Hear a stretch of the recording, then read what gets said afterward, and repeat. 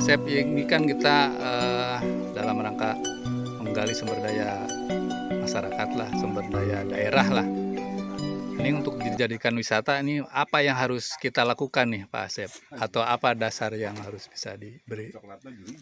Baik, kita kembali ke apa itu wisata, konsep wisata. Konsep wisata itu kan adalah perjalanan seseorang atau berkelompok menuju ke suatu daerah ya, dalam waktu tertentu. Itu nginep, maksudnya itu tidak tinggal lama, tapi tujuannya apa? Tujuan mereka ke sana itu adalah melihat sesuatu yang indah, kemudian juga melihat pengalaman-pengalaman yang baru yang belum ditemukan, kan gitu. Itu wisata, konsep wisata. Nah, ketika kita berbicara konsep itu, dan kalau kita ingin memanfaatkan sumber daya, baik itu sumber daya alam, sumber daya manusia, dan sumber daya apapun yang ada, kembali ke konsep tadi. Orang berwisata itu adalah mencari sesuatu pengalaman atau keindahan yang baru yang tidak ada di tempatnya. Kan itu. Nah, ketika Aina berbicara konsep wisata agriculture, atau saya lebih enak menyebutnya wisata kebun lah, ya. Itu sederhana. Kita melirik pangsa pasar nih, ya, pasarnya Jakarta, Bandung misalkan, ya. Di sana kalau misalkan kita berada di Pangandaran, nggak mungkin ada orang yang nyadap. Ya, orang yang nyadap itu memproses sebuah pohon kelapa atau nira untuk jadikan gula. Pasti itu menarik buat mereka. Bagaimana gula itu bisa dijadikan sebuah atraksi wisata. Sederhana. Dan kita tidak perlu mengada-ada. Yang sederhana aja. Nah, pengalaman saya ketika saya menjadi pemandu wisata dari tahun 89 sampai dengan sekarang, itu tetap masih laku konsep saya itu. Saya menjual ekowisata, ya, perjalanan wisata kampung lah judulnya, kampung tur. Apa yang dilihat ya kehidupan masyarakat sehari-hari. Contohnya tadi orang yang memanjat pohon kelapa, memproses gula, ya, dari awal sampai akhir. Kemudian ke sawah misalkan, bagaimana kita bercocok tani sawah dari awal sampai akhir. Berbicara yang lain yang ada di tempat itu, misalkan tahu nih, berbicara tahu, ya. Tahu itu kan mulai dari kacang kedelainya seperti apa, ditanamnya di mana, bagaimana, seterusnya sampai diproses menjadi sebuah produk. Hal itu yang kami jual ke wisatawan mancanegara, karena saya yakin di sana ada kedelai banyak, tapi bagaimana proses membuat tahu nggak ada, bagaimana proses membuat tempe nggak ada. Artinya ketika kita mau mengemas sebuah tempat wisata, itu wajib ada keunggulan ketika kita membidik pasarnya yang mana, disesuaikan. Nggak mungkin lah kalau misalkan di pangsa pasarnya Jogja, terus kita membuat batik di sini disingkirkan merenang, Pak. Itu contoh. Oke, terima kasih Pak Asep. Nah, kita ketemu kebetulan nih ada Mbah Kunai nih, tokoh masyarakat yang sudah mengembangkan wisata di daerah Pangandaran. Gimana nih, apa yang harus dikembangkan nih, atau riwayatnya Mbah Kunai nih untuk mengembangkan wisata di sini? Yang paling sederhana yang biasanya dilakukan oleh para wisatawan atau mungkin mereka yang datang ke sebuah tempat, itu yang paling sederhana. Kami kebetulan tempat tinggal kami di desa, dan desa kami hari ini dijadikan sebuah desa, yaitu desa wisata. Pemahaman kami yang namanya desa wisata adalah salah satu penunjang kehidupan, di mana masyarakat kota biasanya di waktu musim libur atau weekend biasanya datang ke desa-desa. Kenapa ada desa wisata? Pemahaman kami, karena ada kota.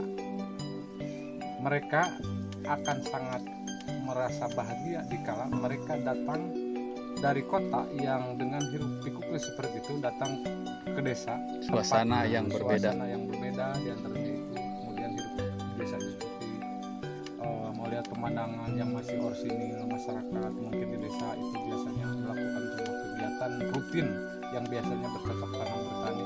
Untuk mereka itu sebuah pengalaman yang baru yang dapat menggugah berbagai hal pemikiran dari mereka yang datang dan punya pengalaman baru. Ternyata mereka itu hidup bukan apa-apa dan bukan di mana. Ternyata mereka hidup di kota itu akan lebih merasa senang dikala mereka bisa datang ke tempat yang ada di desa. Gambarannya seperti itu. Maka saya mengatakan bahwa kenapa ada desa wisata, karena ada kota. Judulnya seperti itu. Karena berbanding terbalik, di kota itu ya seperti itu dan di desa itu seperti ini.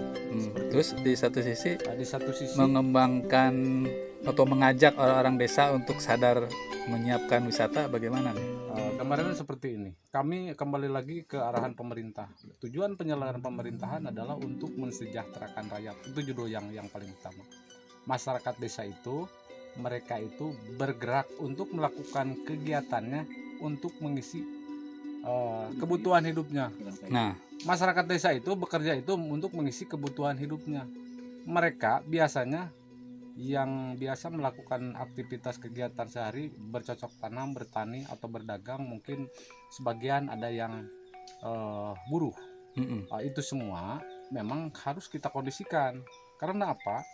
Karena yang namanya desa wisata itu harus terintegrasi. Baik kehidupan masyarakat yang paling bawah, menengah, dan atas itu harus ada sinkronisasi. Berikan oleh kita pemahaman mereka bahwa kita tidak perlu mengada-ngada, karena di tempatnya mereka itu apa yang mereka lakukan, itu yang kita jual.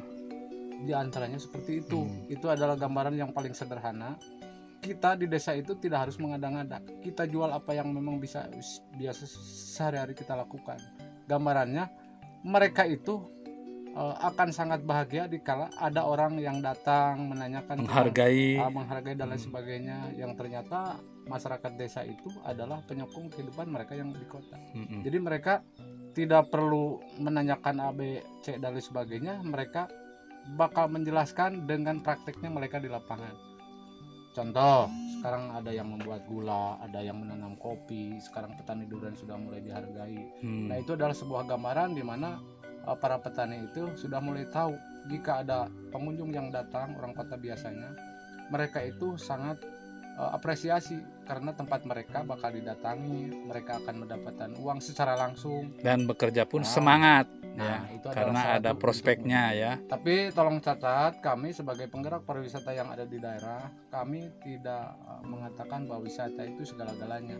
Kami mengatakan bahwa wisata itu adalah sebuah bonus untuk mereka, supaya mereka tidak berpikir berlebihan dan meninggalkan kegiatan mereka sehari-hari yang biasanya bercocok tanam menjadi tukang wisata. Judulnya seperti itu. Itu gambaran sederhana. Terima kasih Bang Kunai. Wah, kali ini ketemu Wak Eli kebetulan nih di kebun nih, pelaku usaha kopi perintis Pangandaran.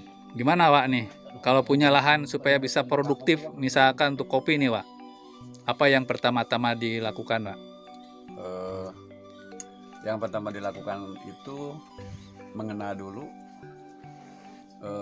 lahan yang akan ditanami kopi ya, dia seperti apa, dia butuh apa, dan harus seperti apa. Nah, menurut saya pentingnya edukasi tanahnya itu, pola tanah ya. Sebelum pola tanah dulu yang diutamakan untuk pada nantinya supaya tanamannya itu bagus. Apa ya? Dan jenis kopi. Kuncinya itu kan hanya dua, gembur dan subur. Nah, untuk gimana untuk gemburnya, lalu kemudian gimana akan subur, kayak gitu. Kalau menanamkan di jiwa para petani nih, misalkan saya nih, menguntungkan nggak nih? Apa nih kira-kira yang harus jadi motivasi saya supaya bisa melihat apakah saya bisa atau untuk menanam kopi, ataupun ada motivasi lain nih Wak? Untuk bisa pasti bisa ya. Untuk bisa pasti bisa. Yang terpenting kita ada mau. Ya, ada mau dulu, kemudian nanti yang penting, tidak kalah penting juga, ini tidak beda dengan profesi lain ya kayaknya ya. Cintai, jiwai, dan jalani, kayak gitu. Ya, yang dimaksud jiwai itu jangan ya setengah-setengah. Tadi kita tahu ini tanah maunya gimana, kayak apa, harus apakan. Nah, kemudian si tanaman yang ditanam, karakternya, kemudian kapan dia waktu makan, kapan dia waktu minum, kayak gitu. Ya kadang orang kan, ini saya nanam sekarang bisa menguntungkan atau enggak. Nah itu kadang-kadang kalau petani kan mikirnya karena tidak ada penghasilan lain atau apa. Nah mungkin itu salah satunya dengan serius Wak ya. Oh iya dong. Supaya ada penghasilan rutin. Betul. Contoh kecil sih ya, alhamdulillah saya sendiri ya, jujur awalnya nggak seyakin ini ya, dulu juga Mm-mm. sempat ada rasa bimbang apa segala macam. Contoh ketika misalkan waktu itu ingat waktu kopi waktu pertama kali berbuah, nah ini sudah bagus, kemudian mau enak juga saya bingung gitu, sehingga kita melalui referensi dan lain sebagainya. Nah lebih bingungnya lagi ya ketika ini bicara pasar. Mm-mm. Bicara pasar, banyak sudah, enak sudah, ini untuk, Pasarnya ada enggak nah, gitu ya? itu pasarnya ada enggak. Nah Ternyata dengan, uang mendapatkan pasar gimana ceritanya tuh? saya pakai sistem silaturahmi. Itu. Silaturahmi, adapun memang kopi yang menjadi uang mungkin itu tadi yang Mm-mm. bonus atau apa, tapi yang paling saya rasakan hikmahnya itu ya media, melalui kopi. Saya bisa bersilaturahmi tanpa batas. Oke, terima kasih Pak Eli. Sukses selalu. Tambahan.